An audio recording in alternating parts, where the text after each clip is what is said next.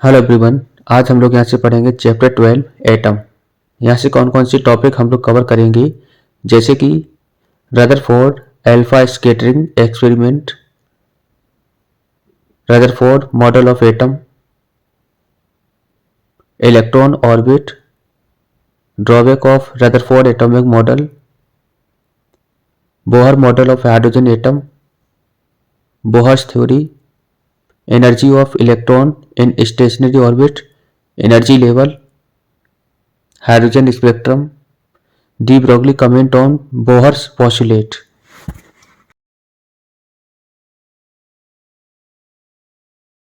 सबसे पहले हम लोग जब पढ़ेंगे एटम के बारे में, तो all element consist of very small invisible particles are called atom. हर एक एलिमेंट छोटे छोटे पार्टिकल से मिलकर बना होगा। इनविजिबल जिसको हम नहीं देख सकते हैं, उनका नाम क्या पड़ा? Atom. Atoms of same element are same and atom of different element are different. Same element के लिए एटम सेम होंगे, जैसे number of atom of hydrogen की बात करें तो उसमें सेम रहेगा, वही दूसरे एलिमेंट के लिए एटम की बात करें तो अलग रहेगा। Every atom is a sphere of radius of order 10 की पावर -10 मीटर। मतलब जो भी रेडियस रहेगा एटम का, वो 10 की पावर -10 मीटर के ऑर्डर में रहेगा। बहुत कम रेडियस की होता है बराबर। In which entire mass is uniformly distributed and negative charge electron revolve around the nucleus. अब क्या होगा, जो भी एटम है तो न्यूक्लियस के चारों तरफ क्या करेंगे? इलेक्ट्रॉन रिवॉल्व करते हैं। चलिए अब इसके बारे में हम डिटेल में पढ़ते हैं। सबसे पहले हम जानेंगे एटम, कौन कौन सी इसकी थ्योरी आई उनके बारे में पढ़ेंगे। उसके बाद हम लोग जानेंगे अल्फा स्कैटरिंग पार्टिकल के बारे में। ये एक्सपेरिमेंट जो है वो किसने दिया, कब प्रपोज किया गया, ठीक है। तो सबसे पहले हम जानेंगे the first model of atom was propose by J Thomson. सबसे पहले जो एटम का मॉडल है वो प्रपोज करा गया किसके द्वारा? जे थॉमसन के द्वारा इन 1898, जिसको हमने क्या नाम दिया? Plum pudding model of atom. तो एटम का प्लम पडिंग मॉडल को ही हम क्या पढ़ते हैं? जे थॉमसन का एटॉमिक मॉडल। लेटर उसके बाद Rutherford work on it and name this model as Rutherford's planetary model of atom in 1911। 1911 में जाके इसी का नाम जो है वो पड़ा Rutherford's planetary model of atom. In 1913 Niels Bohr work on the model name as Bohr model of hydrogen atom. उसके बाद यही मॉडल पे नील्स बोहर ने अपना काम किया। उसके बाद इसका नाम जो पड़ा वो पड़ा Bohr model of hydrogen atom. बात आती है alpha particle scattering experiment by Rutherford. तो अल्फा स्कैटरिंग पार्टिकल का जो एक्सपेरिमेंट है उसको हम समझने की कोशिश करेंगे। उसके बाद यहाँ पर कौन कौन से ऑब्जर्वेशन है उनको भी देखेंगे। This experiment was suggest by Rutherford in 1911 as given in the figure below. तो ये डायग्राम बना हुआ है, यहाँ पर ये हमारी दे रखी है क्या? रेडियो एक्टिव सोर्स है कोई, जिसको हमने विस्मित ले लिया। इधर से लेड कैविटी है, ये लेड ब्रिक्स हैं, और ये क्या है? गोल्ड फॉइल की एक पतली सी लेयर है। इधर बनी हुई है एक स्क्रीन, जो स्क्रीन बनी है वो जिंक सल्फेट की बनी हुई है। यहाँ पर क्या करेंगे? सारे अल्फा पार्टिकल यहाँ पर निकलेंगे और अल्फा पार्टिकल को कॉलिमिनेट कराएगा कौन? ये लेड कैविटी या लेड ब्रिक्स। तो यहाँ पर जब अल्फा पार्टिकल यहाँ से निकलेंगे, कुछ क्या होंगे? सीधे निकल जाएंगे, कुछ पार्टिकल डेविएट हो जाएंगे और कुछ पार्टिकल उसी पाथ से वापस चले जाएंगे। और ये वाला जो एक्सपेरिमेंट है वो एटम की खोज करने के लिए किया गया। तो यहाँ पर गोल्ड फॉइल को लिया है एक्सपेरिमेंट करने के लिए, जिसकी थिकनेस लगभग 10 की पावर -8 मीटर है, मतलब बहुत ही थिन है ये। तो most of alpha particle straight line, मतलब ज़्यादातर अल्फा पार्टिकल यहाँ पर सीधे निकल गए। और यहाँ पर इसको डिटेक्ट करने के लिए अल्फा पार्टिकल को स्क्रीन पर एक लगा हुआ है माइक्रोस्कोपिक डिटेक्टर, ये डिटेक्ट करेगा। अबाउट 1 अल्फा पार्टिकल इन 8,000 में से एक अल्फा पार्टिकल रिफ्लेक्ट हो जाएगा, मतलब 1000 में से 8000 में से एक अल्फा पार्टिकल 180 डिग्री पर वापस चला जाएगा। ठीक है, तो ये पूरा सेटअप है। In this experiment H geyser, ये दो इनके एसोसिएट थे, गीजर और मार्स्टन, इन्होंने सबसे पहले क्या लिया, बिस्मिथ लिया as a source of alpha particle. Alpha particle के लिए सोर्स का प्रयोग किया bismuth. A collimated beam of alpha particle of energy 5.5 mega electron volt was allowed to fall on 2.1 into 10⁻⁷ metre thick gold foil. तो यहाँ पर इसको alpha particle की बमबारी कराई, छोड़ा गया इतने मेगा इलेक्ट्रॉन वोल्ट से गोल्ड फॉइल पर। और गोल्ड फॉइल की थिकनेस कितनी थी, 2.1 into 10⁻⁷ metre. Alpha particle were observe through a rotatable detector consisting of a zinc sulfide screen and a microscope, and it was found that alpha particle got scattered। बाद में देखा गया कि उस alpha particle क्या हो गए, स्केटर्ड हो गए। these scattered alpha particle produce scintillations on the zinc sulfide screen। तो वहाँ पर एक हल्का सा स्पॉट बनाए, फ्लैश पैदा करवाए। Now these flash were counted at different angle from the direction of incident beam. और इंसिडेंट बीम से क्या हुआ, जब ये यहाँ पर पड़ेंगे तो यहाँ पर क्या होगा, ये डिटेक्ट करेगा और हल्का सा स्पॉट बनाएगा, फ्लैश छोड़ेगा। वहाँ से यह पता चलेगा कि ये अल्फा पार्टिकल आके यहाँ पर टकराया।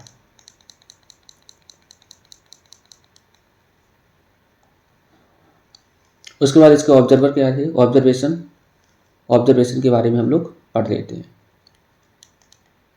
Observation, Rutherford made the following observation from his experiment that are given below. कौन कौन से थे वो देख लो। पहला, most of the alpha particle pass through the gold foil. ज़्यादातर अल्फा पार्टिकल सीधे निकल गए गोल्ड फॉइल से विदाउट एनी एप्रिसिएबल डिफ्लेक्शन, बिना किसी डिफ्लेक्शन के सीधे चले गए।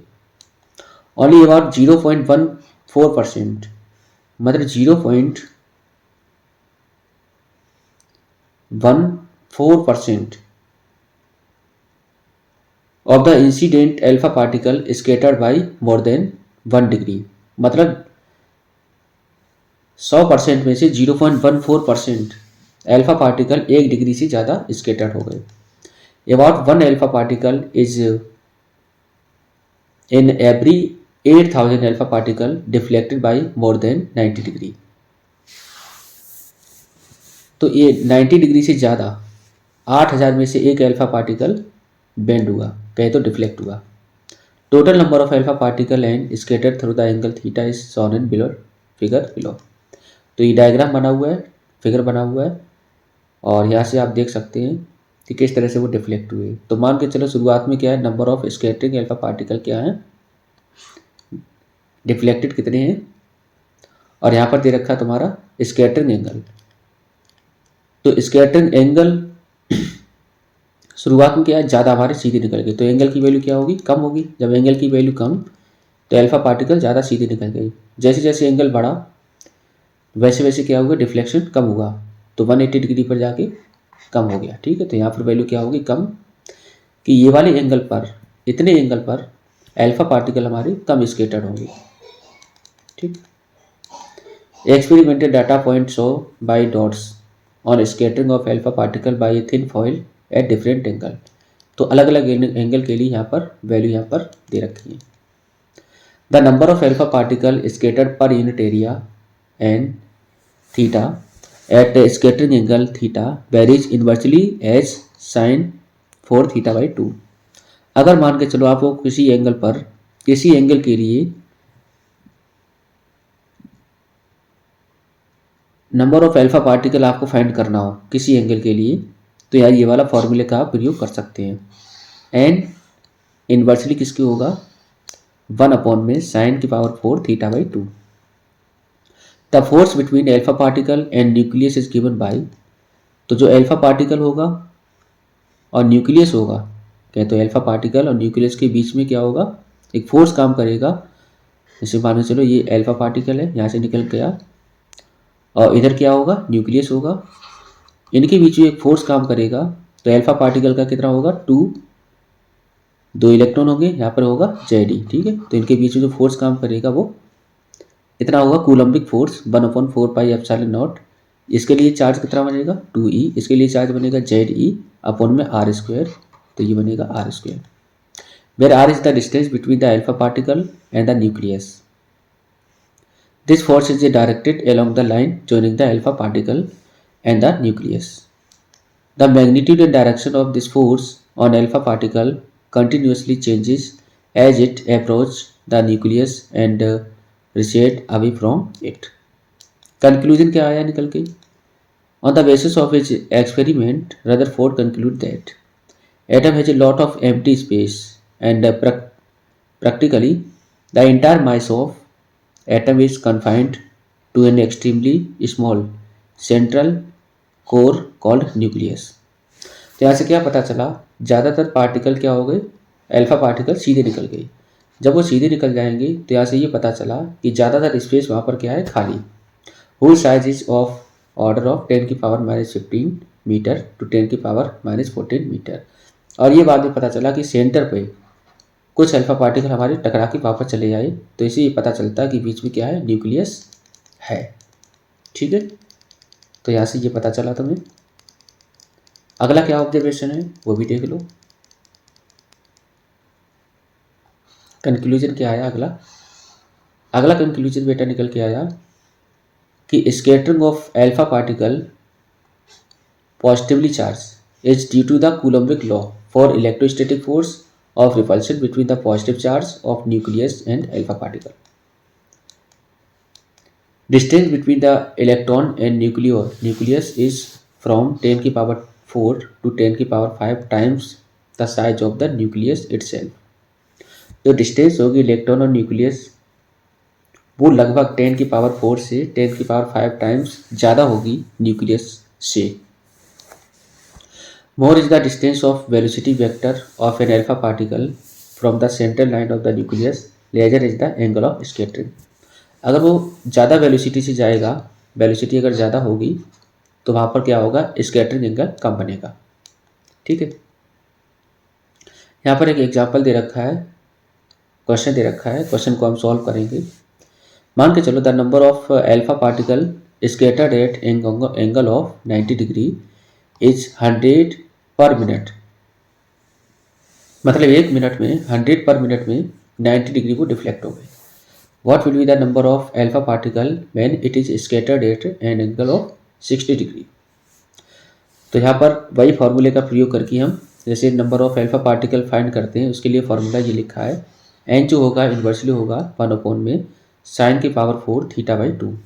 थीटा बनेगा स्कैटरिंग एंगल, यहाँ से n1/n2 बराबर बनेगा sin θ2 में, इस तरह से निकाल लोगे। निकालने के बाद यहाँ पर हम n2 की वैल्यू फाइंड कर लेंगे। तो यहाँ पर जो 60 डिग्री पर डिफ्लेक्ट होंगे कितने पार्टिकल, 400। अब यहाँ पर बात आती है Rutherford's model of atom. Rutherford की model, the essential feature of Rutherford nuclear model of the atom और planetary model of the atom are as follow. क्या बता रही है model, every atom consist of a central core called atomic nucleus. हर एक atom एक central core से मिलकर बना होगा जिसको हम एटॉमिक न्यूक्लियस पढ़ेंगे। In which the entire positive charge and almost entire mass of atom is concentrated.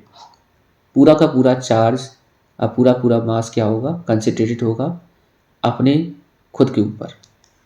The size of nucleus is of order of 10⁻⁻15 metre. Nucleus का जो साइज बनेगा वो 10⁻⁻15 metre, which is very small as compare to the size of the atom. तो nucleus का size atom के size से बहुत छोटा है, which is of order 10⁻⁻10 metre. तो एटम का अगर है 10⁻⁻10 तो न्यूक्लियस का होगा 10⁻⁻15। The atomic nucleus is surrounded by certain number of electron. और जो भी एटम का न्यूक्लियस है वो सराउंडेड होगा सर्टेन नंबर ऑफ इलेक्ट्रॉन से। As atom on whole is electrically neutral, the total negative charge of electron surrounded by the nucleus is equal to the total positive charge on the nucleus. These electrons revolve around the nucleus in various circular orbit as the planet do around the sun.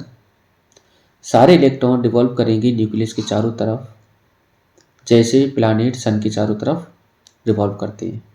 The centripetal force required by electron for revolution is provided by electrostatic force of attraction between the electron and nucleus. तो nucleus और electron के बीच में जो force लगेगा उसको यहाँ पर जरूरत पड़ेगी सेंट्रीपिटल फोर्स की. डिस्टेंस ऑफ क्लोजेट अप्रोच, ये क्या है, बहुत इंपॉर्टेंट है. क्लोजेट अप्रोच का मतलब बच्चों ये है, as the alpha particle approach the nucleus, जैसे ही अल्फा पार्टिकल अप्रोच करता है न्यूक्लियस को, the electrostatic force of repulsion due to nucleus increase and the kinetic energy of alpha particle goes on converting into the electrostatic potential energy. At a certain distance, r naught from the nucleus, whole of the kinetic energy of alpha particle convert into electrostatic potential energy, and alpha particle cannot go further close to nucleus. This distance r naught is called distance of closed approach. जैसे मान के चलो यहाँ पर alpha particle का source दे रखा है, तो यहाँ से जैसे अल्फा पार्टिकल बाहर निकलेंगे और यहाँ पर दे रखा है मान के चलो कोई भी न्यूक्लियस.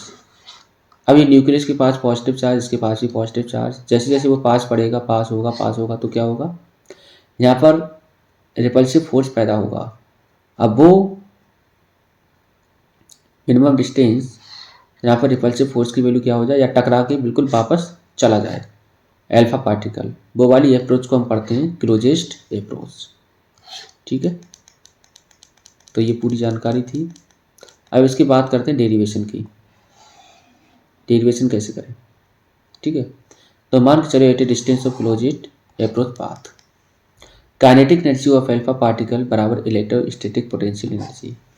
जो भी काइनेटिक एनर्जी थी अल्फा पार्टिकल की वो कन्वर्ट हो गई होगी इलेक्ट्रोस्टैटिक पोटेंशियल एनर्जी में. क्यों, जैसे वो अल्फा पार्टिकल इधर गया होगा, इधर से क्या होगा, उसने इधर पुश किया होगा, तो इसके अंदर होगी पोटेंशियल एनर्जी. तो ये काइनेटिक एनर्जी पहले जो लगी थी वही कन्वर्ट हो जाएगी इलेक्ट्रोस्टैटिक पोटेंशियल एनर्जी में. काइनेटिक एनर्जी का फार्मूला हम पढ़ चुके हैं, के बराबर हाफ, नहीं ये तो हम पढ़ ही चुके थे, जेड ई और 2E, मतलब के पोटेंशियल एनर्जी अगर निकालें तो बनेगा के Q1 Q2 अपॉन में R. तो यहाँ पर बनेगा एक चार्ज होगा जेड ई भाई, एक चार्ज क्या होगा न्यूक्लियस का चार्ज, एक होगा अल्फा पार्टिकल का चार्ज. तो अल्फा पार्टिकल का बनेगा 2E और इसका न्यूक्लियस का बनेगा जेड ई.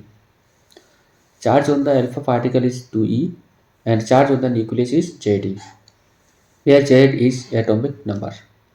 जब इनको करेंगे तो बनेगा R नॉट बराबर 1/4πε0 2ZE² अपॉन में K, या R नॉट बराबर 1/4πε0 2ZE² अपॉन में हाफ mv². क्लियर, ये क्या होगी काइनेटिक एनर्जी. सही है. m क्या होगा, mass of alpha particle, b होगी initial velocity of alpha particle.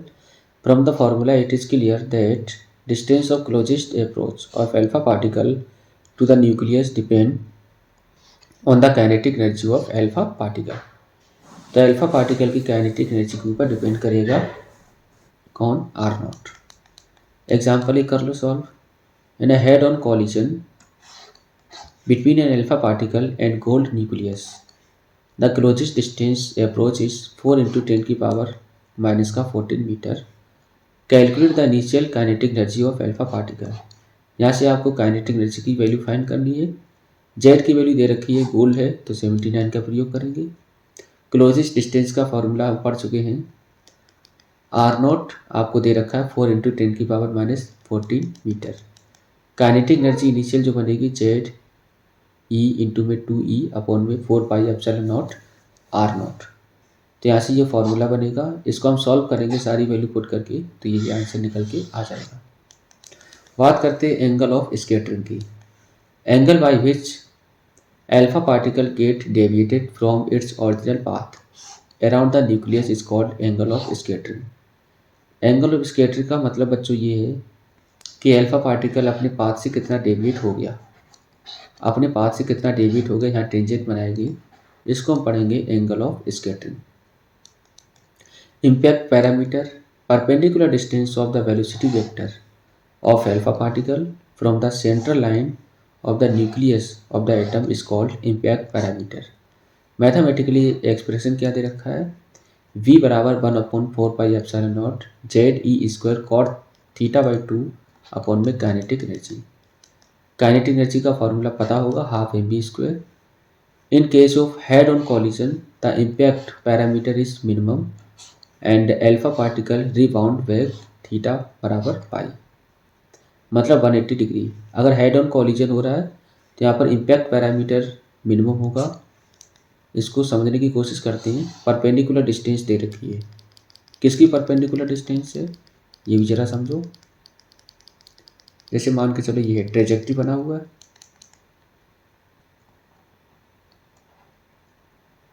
ये बना ट्रेजेक्ट्री। लार्ज इम्पैक्ट पैरामीटर, अगर मान के चलो the alpha particle goes nearly undeviated and has a small deflection, अगर कम डिफ्लेक्शन है तब जाके क्या होगा, लार्ज इम्पैक्ट पैरामीटर होगा। ठीक है, तो ये मान के चलो ये क्या है, ट्रेजेक्ट्री यहाँ पर बना हुआ है। यहाँ पर क्या होगा, सीधे कुछ निकल जाएंगे। अगर सीधे निकल जाएंगे तो इसका इम्पैक्ट पैरामीटर की वैल्यू क्या होगी, ज़्यादा होगी। अगर वो डेविएट हो जाएंगे तो इम्पैक्ट पैरामीटर की वैल्यू क्या हो जाएगी, कम।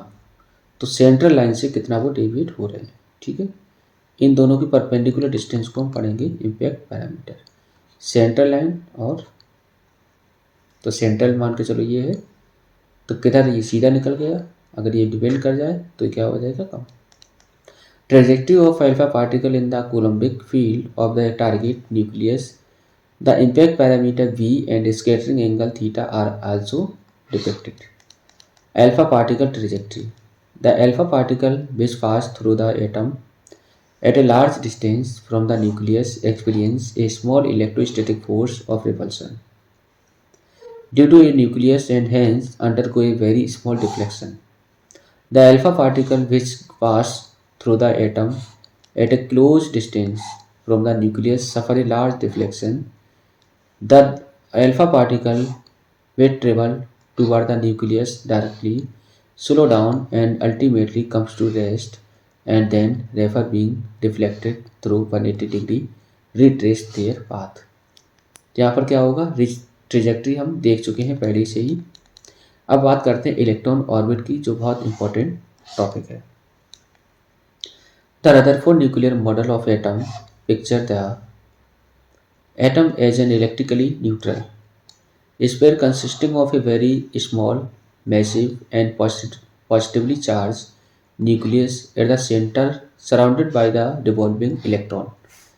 तो इलेक्ट्रॉन न्यूक्लियस के चारों तरफ घूमते हैं in their respective dynamically stable orbit।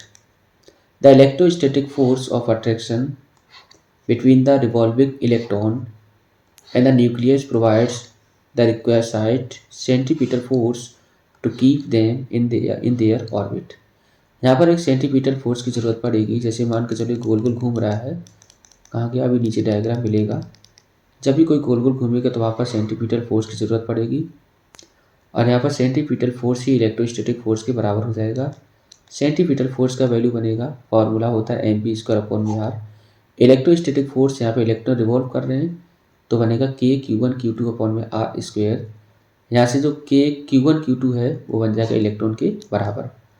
इस तरह से r की वैल्यू क्या निकल के आएगी, r बराबर e²/4πε0 mv²। काइनेटिक एनर्जी की is electrostatic potential energy of the electron in hydrogen atom r। क्या बनेगी उसके लिए जरा फॉर्मूला देखो।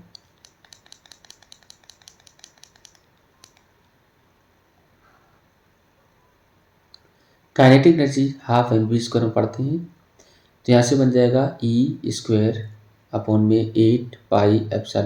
क्यों, क्योंकि mv² की वैल्यू e²/ ये हो सकती है। ठीक है, यहाँ से u की वैल्यू निकालो, पोटेंशियल एनर्जी, तो पोटेंशियल एनर्जी हो जाएगी negative e²/4। The negative sign in u signify that electrostatic force in the negative r direction of attraction in nature. अगर हम टोटल एनर्जी निकालें मैकेनिकल एनर्जी, तो E of the electron in hydrogen atom is E बराबर kinetic energy plus potential energy. Kinetic energy निकाल चुके हैं, potential energy ये बनेगी। यहाँ से टोटल एनर्जी भी नेगेटिव आ रही है। The total energy of the electron is negative. तो यहाँ से जब टोटल एनर्जी नेगेटिव आई, ये क्या बताएगी? Implies fact the electron is bounded to the nucleus. यहाँ पर जितने भी इलेक्ट्रॉन हैं वो बाउंडेड हैं किससे? न्यूक्लियस के साथ। If E is positive then the electron will not follow a close orbit. अगर ई की वैल्यू नेगेटिव ना आए तो ये क्लोज ऑर्बिट को फॉलो नहीं करेंगे around the nucleus and it would leave the atom. उसके बाद वो एटम को छोड़ भी सकते हैं। एक एग्जांपल दे रखा है, it is found experimentally that 13.6 electron volt energy is required to separate a hydrogen atom into a proton and an electron. Compute the orbital radius and velocity of the electron in a hydrogen atom. तो यहाँ से आपको total energy आपको दे रखा है 13.6। आपको find करना है कि ऑर्बिटल रेडियस कितनी होगी और वेलोसिटी कितनी होगी। तो टोटल एनर्जी ये दे रखी है, इसको हम इलेक्ट्रॉन वोल्ट से जूल में कन्वर्ट कर लेंगे। जूल में कन्वर्ट करने के लिए 1.6 इंटू 10⁻⁻19 से मल्टीप्लाई करेंगे। टोटल एनर्जी का फॉर्मूला हमें पता होता है -e² अपॉन में 8πε0r। यहाँ से r की वैल्यू आप फाइंड कर लेंगे। जब r की वैल्यू निकल आई तो यहाँ से हम v बराबर निकाल सकते हैं, क्योंकि यहाँ पर काइनेटिक एनर्जी का फॉर्मूला पता होता है। ठीक, ड्रॉबैक क्या थी रदरफोर्ड मॉडल की? रदरफोर्ड मॉडल सफर 2 मेजर ड्रॉबैक। कौन कौन सी ड्रॉबैक है? पहला ड्रॉबैक है electron revolving around the nucleus have centripetal acceleration. Centripetal acceleration according to classical electromagnetic theory, the electron must radiate energy in the form of electromagnetic wave। यहाँ पर क्या होना चाहिए? जो भी एनर्जी है वो इलेक्ट्रोमैग्नेटिक के रूप में होना चाहिए, लेकिन वहाँ पर ऐसा कुछ नहीं दिखा। क्लियर? अब क्या होगा? दूसरा जो ड्रॉबैक होगा वो भी हम देख लेते हैं। वो क्या था दूसरा ड्रॉबैक? दूसरा ड्रॉबैक था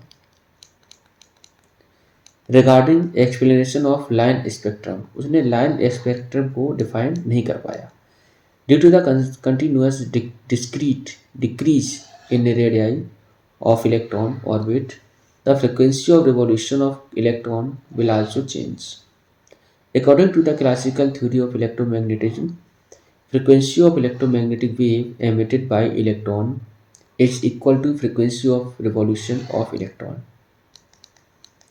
So due to a continuous change in frequency of revolution of electron, it will radiate electromagnetic wave of all frequencies, that is the spectrum of these wave will be continuous in nature. But this is not the case. Experimentally we get line spectrum. Rutherford model was unable to explain line spectrum. तो यहाँ से Rutherford का model जो है fail हुआ इसकी वजह से, और क्योंकि उसने लाइन स्पेक्ट्रम को डिफाइन नहीं कर पाया। Bohr model of hydrogen atom. अब बात आती है कि बोहर मॉडल हाइड्रोजन एटम की। Bohr combined classical and early quantum concept. इसने क्लासिकल थ्योरी का प्रयोग करा, कंसेप्ट का प्रयोग करा, अर्ली क्वांटम कंसेप्ट का प्रयोग करा and gave his theory in the form of 3 postulate. और 3 पोस्टुलेट में अपनी थ्योरी को दिया। These 3 postulate are as follow. कौन कौन से थे? Bohr's first postulate was that an electron in an atom could revolve in certain stable orbit without the emission of radiant energy. Contrary to the prediction of electromagnetic theory, according to this postulate, each atom has certain definite stable state in which it can exist, and each possible state has definite total energy. These are called stationary state of the atom. वहाँ पर क्या होता था कि सारे electron चारों तरफ घूम तो रहे, लेकिन ये गारंटी नहीं थी कि वो एक फिक्स ऑर्बिट में घूमेगी। तो इन्होंने बोहर ने अपना एक वो दिया, मॉडल दिया, पॉस्टुलेट दिया, ये बताया कि जितने भी इलेक्ट्रॉन होंगे वो अपनी एक फिक्स ऑर्बिट में ही घूमेंगे। और सेकेंड पॉस्टुलेट क्या है? State that the electron revolve around the nucleus only in those orbit for which the angular momentum is some integral multiple of h upon में 2 pi, where h is the Planck constant. ये उसी में घूमेगा जिसमें जो भी दे रखा होगा एंगुलर मोमेंटम वो क्या हो, सेम हो, इक्वल हो सबके लिए। Thus the angular momentum L of the orbiting electron is quantized। मतलब एंगुलर मोमेंटम भी क्या रहे, क्वांटाइज रहे। तो L बराबर NH अपॉन में 2 पाई। यहाँ से हम पढ़ते हैं L बराबर MBR, तो MBR बराबर क्या हो जाएगा, NH अपॉन में 2 पाई। इसको हम पढ़ते हैं principal quantum number, it is also called, जो N बराबर लिखा हुआ है इसको हम प्रिंसिपल क्वांटम नंबर भी पढ़ते हैं। बोहर का तीसरा पॉस्टुलेट क्या है? Bohr third postulate state that an electron might make a transition from one of its specified non radiating orbit to another to lower energy. When it does so, a photon is emitted having energy equal to the energy difference between the initial and final state. जब भी वो एक अपने orbit को छोड़ के दूसरे orbit में जाएगा तो कुछ एनर्जी में लॉस भी हो सकता है। The frequency of the emitting photon is given by, तो जो भी यहाँ पर बनेगी फोटोन की फ्रिक्वेंसी एच न्यू बराबर होगा ई आई माइनस का E F, final minus initial minus का फाइनल। ये हमारी एनर्जी होगी, जहाँ पर इनिशियल वाली एनर्जी क्या होगी, ज़्यादा होगी, फाइनल वाली कम होगी, जब भी फोटोन एक स्टेट से दूसरे स्टेट में जाएगा तब। अब बोहर थ्योरी क्या बता रही है? Bohr model is valid for all one electron atom और iron or ions which consist of tiny positively charged nucleus and an electron revolving in a stable circular orbit around the nucleus. These one electron atom or ion can be called hydrogen like atom। तो ये Bohr ने अपना जो दिया model वो hydrogen के लिए ज़्यादा संभव रहा है। For example singly ion helium and doubly ion lithium, इनके लिए भी रहा है। तो यहाँ पर हमने ले लिया कोई सेंटर पे क्या है, न्यूक्लियस, अब वी वेलोसिटी है, इलेक्ट्रॉन हमने मान लिया रिवॉल्व कर रहा है चारों तरफ। Let E M and V respectively the charge mass and velocity of the electron and R be the radius of the orbit. The positive charge on the nucleus is Z E, where Z is the atomic number in case of hydrogen atom, Z बराबर कितना होगा 1, as the centripetal force is provided by the electrostatic force of attraction V है। mv square upon में r बराबर 1/4 pi epsilon not Z E into में ई upon में are square. तो mv square बराबर क्या बनेगा, जेड ई स्क्वायर अपॉन में 4 pi epsilon not r। From the second postulate, the angular momentum of electron, angular momentum हम पढ़े थे एम बी आर बराबर एन एच अपॉन में 2 पाई। इस तरह से क्या करेंगे, यहाँ पे इसको सॉल्व करके आर की वैल्यू हम फाइंड कर लेंगे इक्वेशन फर्स्ट और सेकंड से। तो बनेगा n square h square epsilon nought upon में pi m z square. This is equation for the radius of the permitted orbit according to the equation. R जो होगा वो डायरेक्टली होगा एन स्क्वायर के, सारी वैल्यू फिक्स होंगी। N की value 1 2 3 it is follow permitted और इंक्रीज द रेशियो 1:4:9:16। इस तरह से वो इंक्रीज करेगा from the first orbit. Clear the stationery orbit are not equal space. तो यहाँ पर जो स्पेस होगा वो इक्वल नहीं होगा क्योंकि रेडियस है वो स्क्वायर के बराबर चल रही है। ठीक,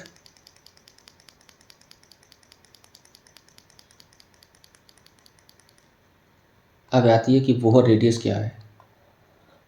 Bohr radius, the radius of the first orbit. जब हम फर्स्ट ऑर्बिट की बात करेंगे एन की वैल्यू 1 रखेंगे तो उसको हम पढ़ेंगे बोहर रेडियस।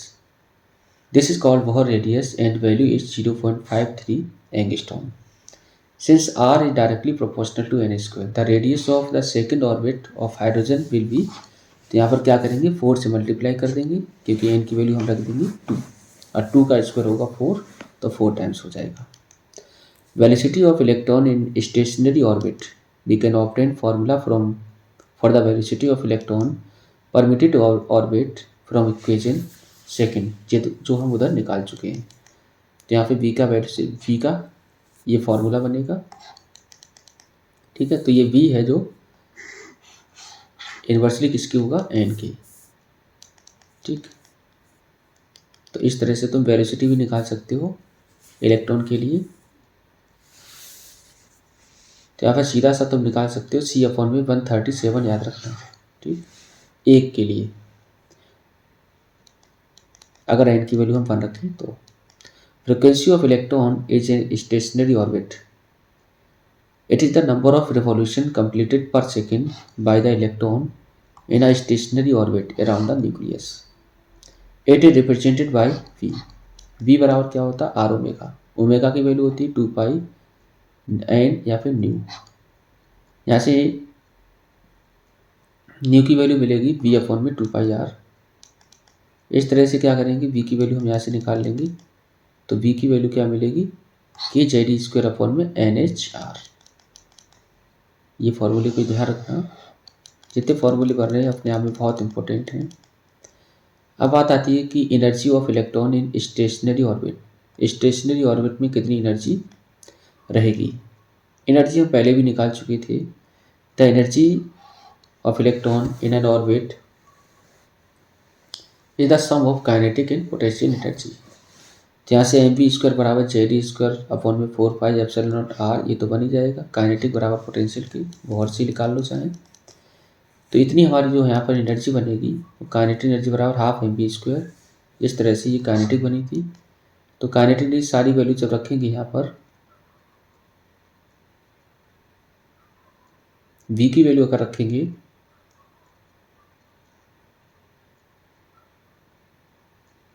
तो यहाँ पर ये बन जाएगा काइनेटिक एनर्जी बराबर mZ² e⁴ अपॉन में 8 epsilon not square h² 1 upon में n²। In term of Rydberg constant, Rydberg constant के अनुसार ये सब रेड वर्क कांस्टेंट बनेगा। काइनेटिक एनर्जी बन जाएगा RSc अपॉन में n²। r क्या होगा रेड वर्क कांस्टेंट।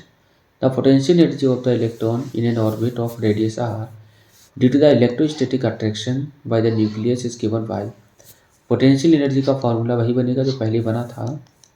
इस तरह से रेड वर्क कांस्टेंट के टर्म में ये बनेगा और टोटल एनर्जी का फॉर्मूला वही बनेगा जो पहले बना था, जिस तरह से रेड वर्क कांस्टेंट के टर्म में ये बनेगा।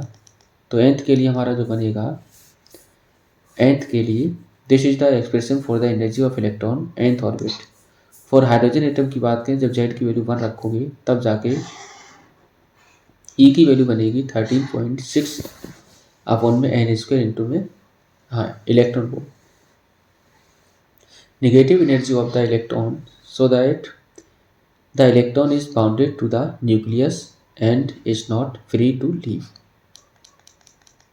ठीक। अब क्या होगा, मतलब वो बाउंडेड है और उसको हम फ्री नहीं छोड़ सकते हैं, ठीक। अब यहाँ से एक फॉर्मूला बहुत सुंदर सा बनेगा। पहले इसकी हम सीरीज़ को समझते हैं, एनर्जी लेवल को समझते हैं। The topic is not include in to the syllabus but essential to the understanding line spectrum of hydrogen atom. वो सिलेबस में नहीं है लेकिन फिर भी समझना जरूरी है। The energy of an atom is the least, energy of an atom is least when is electron is revolving in N orbit closest to the nucleus. जब वो न्यूक्लियस के ज़्यादा पास होगा तब जाके उसके पास एनर्जी क्या होगी, कम होगी।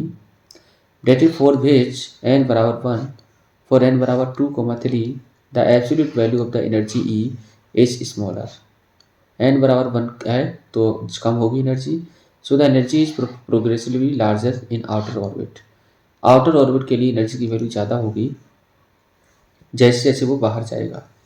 The lowest state of the atom is called ground state. Lowest वाले को हम पढ़ेंगे ground state.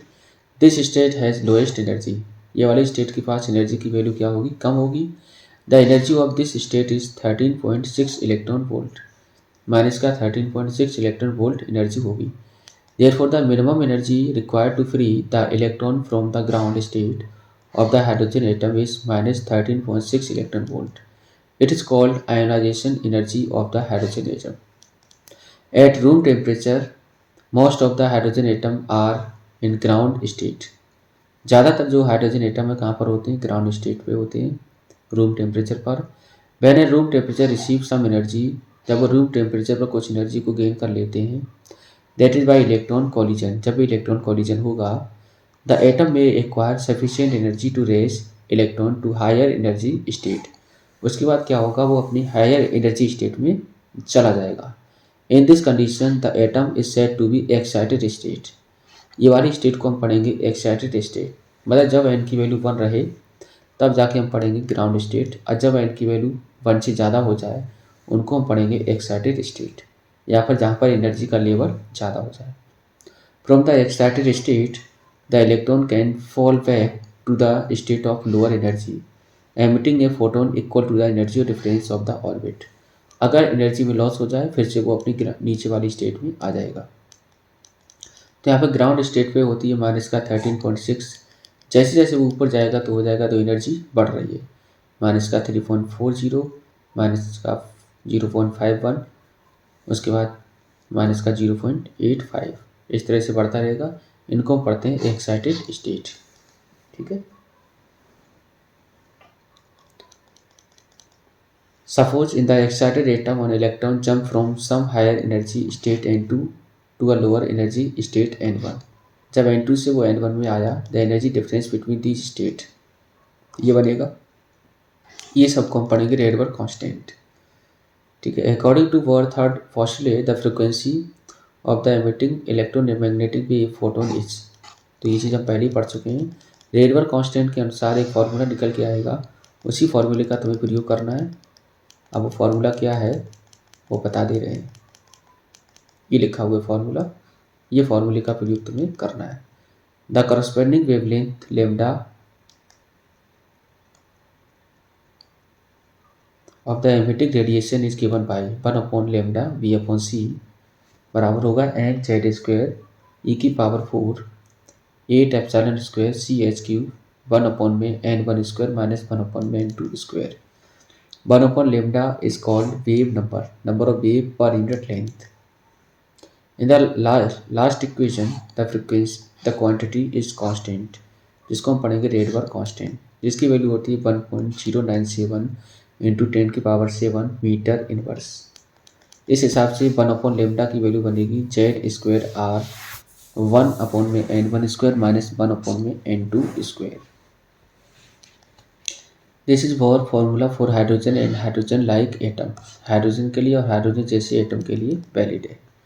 For hydrogen atom 1 lambda बराबर बनेगा आर 1 में N1 स्क्वायर माइनस 1 में N2 स्क्वायर। इस तरह का एक सवाल कर लेते हैं। यहाँ से कह रहा है the radius of the inner most electron orbit of hydrogen atom is 5.3 into 10⁻11 metre. Calculate its radius in n बराबर 2 ऑर्बिट।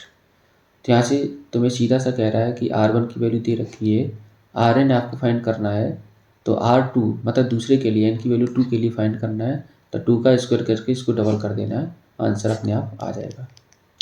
उसके बाद कह रहा था total energy of N electron in the second excited state of the hydrogen atom is minus 1.51 electron volt. Find out it's kinetic energy potential energy in this state. तो हम लोगों ने जैसा कि पढ़ा था, काइनेटिक एनर्जी जो होगी वो टोटल एनर्जी का नेगेटिव होगा। कहें तो या काइनेटिक एनर्जी पॉजिटिव तो टोटल एनर्जी नेगेटिव बनेगा। इस हिसाब से जो पोटेंशियल एनर्जी होगी वो बनेगी उसका डबल। ठीक है, किस तरह से बनेगा देखो।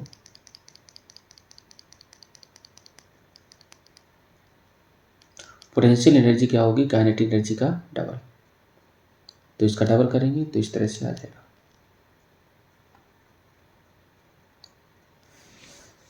हाइड्रोजन स्पेक्ट्रम और line spectra of hydrogen atom.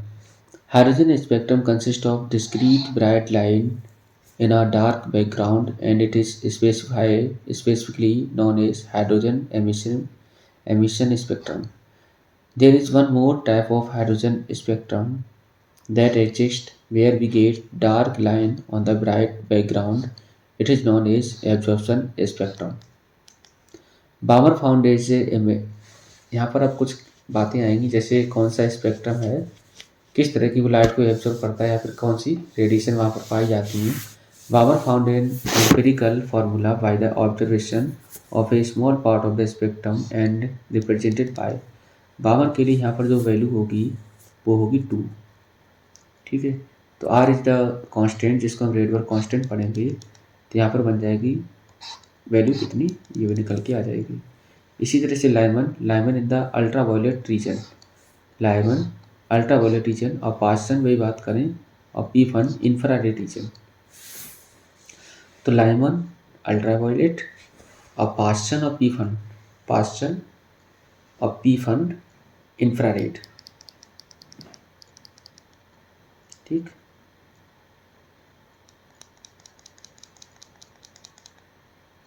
For Lyman के लिए 1, पावर के लिए 2 और पास्टन के लिए 3, ब्रैकेट के लिए 4 और पी फन के लिए 5। यहाँ पर ये वैल्यू हम प्रयोग कर सकते हैं जहाँ भी जाना हो, जिस स्टेट में जाना हो। ठीक है, तो ध्यान रखना सबसे पहले कौन आएगा, सबसे पहले आएगा यहाँ पर लाइमन, उसके बाद आएगा कौन, ये भी ध्यान रखना लाइमन के लिए कौन सा रीजन, अल्ट्रावायलेट, लाइमन, उसके बाद बामर, पास्टन, ब्रैकेट, पी फन। तो ये इस तरह की हम लोगों ने कंसेप्ट को देख लिया है। तो यहाँ पर आप देख सकते हैं, तो यहाँ पर आयनाइज, ठीक है, तो सबसे पहले क्या होगी, ग्राउंड स्टेट, n बराबर 1 है तो लाइन स्पेक्टर देख लो, तो यहाँ पर n बराबर 1 है तो लाइमन सीरीज, n बराबर 2 है तो हमने पढ़ा बामर, n बराबर 3 है तो हम पढ़ेंगे क्या, पास्टन, n बराबर 4 है तो पढ़ेंगे ब्रैकेट, n बराबर 5 है तो पढ़ेंगे पी फन सीरीज। तो ये सीरीज लिमिट दे रखी है। ठीक है, बामर series in the emission spectrum of hydrogen. In बामर series the line with the longest wavelength is red, called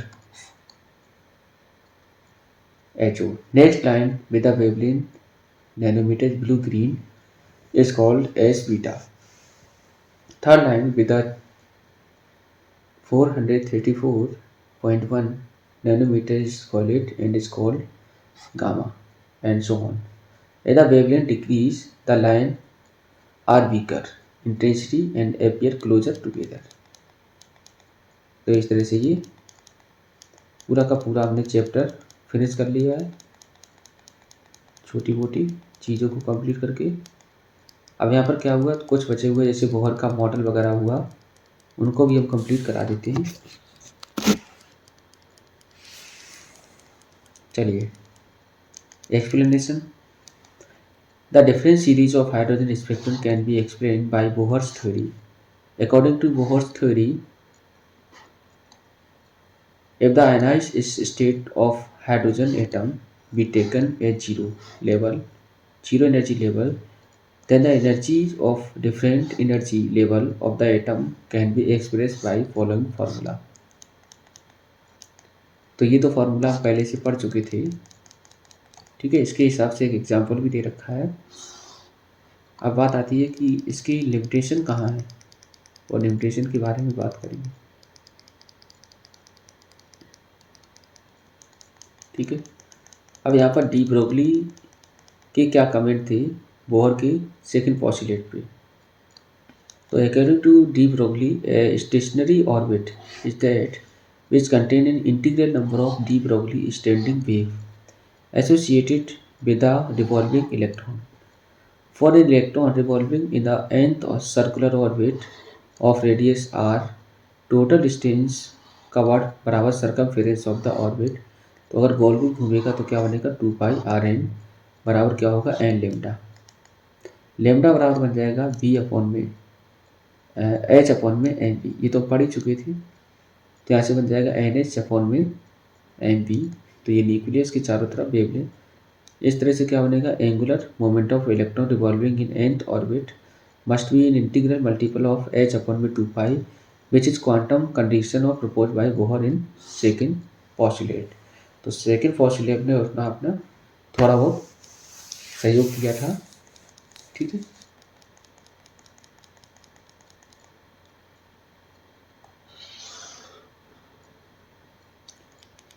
अब आती है लिमिटेशन। लिमिटेशन यहाँ पर क्या थी बोहर मॉडल की। Limitation of Bohr model are follow.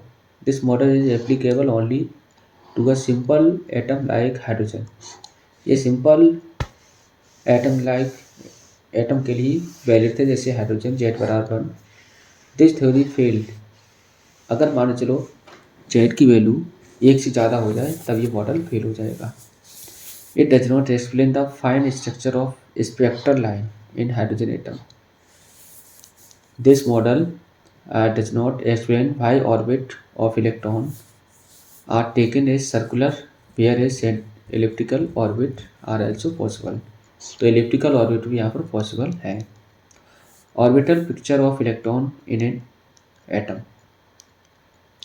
With the development of quantum mechanics, we have a better understanding of the structure of atom. The Schrödinger wave equation gives information about the probability of finding an electron in various regions around the nucleus, which is known as orbital. This function only depend on the coordination of the electron। तो इसके बारे में हम आगे higher classes में पढ़ेंगे। तो ये हमारा केमिस्ट्री चैप्टर ख़त्म होता है, जिसमें हम लोगों ने पूरा रिवीजन देखा एटम का। तो अगर वीडियो पसंद आ जाओ तो चैनल को सब्सक्राइब, शेयर और लाइक करना ना भूलें। इसी तरह के हम सारे वीडियो आपको बना के देते रहेंगे और हर एक टॉपिक का एक एग्जाम्पल आपको हमेशा मिलता रहेगा। तो पढ़ाई करते रहें।